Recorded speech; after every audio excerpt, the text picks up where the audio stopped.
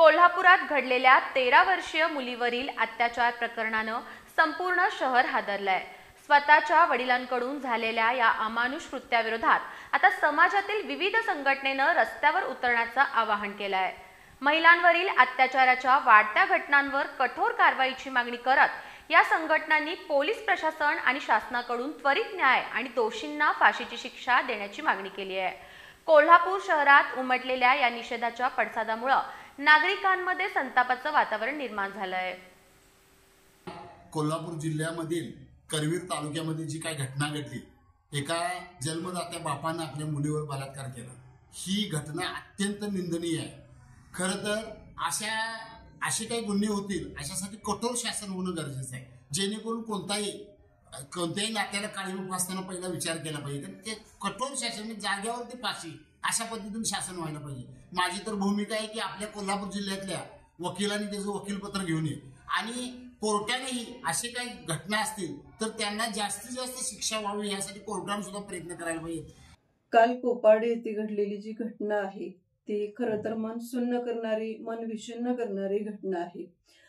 याही पेक्षा ती जास्त माणसांच्यावरचा विश्वास उडवणारी गोष्ट अशी म्हणता येईल आपल्याला। कारण ज्या विश्वासाचं नातं बाप लेकीचं असतं किंवा ज्या प्रेमाचं मायेचं नातं बाप लेकीचं असतं, त्याच नात्याला काळीमा फासणारी गोष्ट आपल्या कोल्हापूर करवीर मधल्या कोपाडे येथे घडलेली आहे।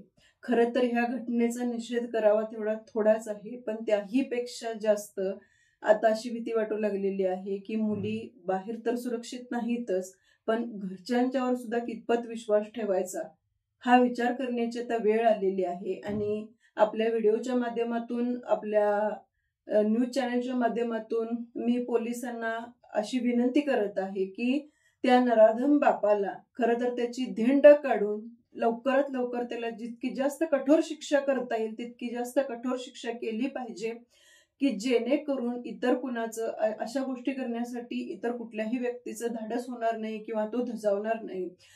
आताच पेपरमध्ये बातमी वाचली की बापानं स्वतःच्या मुलीवर अतिप्रसंग केला, म्हणजे बलात्कार केला। तर ही बातमी वाचल्यानंतर आम्ही हिंदू जनजागृती समितीच्या वतीने याचा तीव्र निषेध करतोय। आणि अशी घटना म्हणजे समाजाला काळिंबा बापलेकीला काळिंबा फासण्यातला प्रकार आहे। आणि ह्याचं जे काय ते फास्ट ट्रॅक कोर्टामध्ये ही केस चालवायला पाहिजे आणि याला फाशीची शिक्षा झाली पाहिजे आणि ह्या जनतेच्या ताब्यात पण याला द्यायला पाहिजे। खरं म्हणजे कुणी ह्याचं वकीलपत्र घेऊ नये अशी आमची मागणी आहे समितीच्या वतीनं आणि हिंदुत्ववादी संघटनेच्या वतीनं, आणि ह्याचा आम्ही तीव्र शब्दात जाहीर निषेध करतो।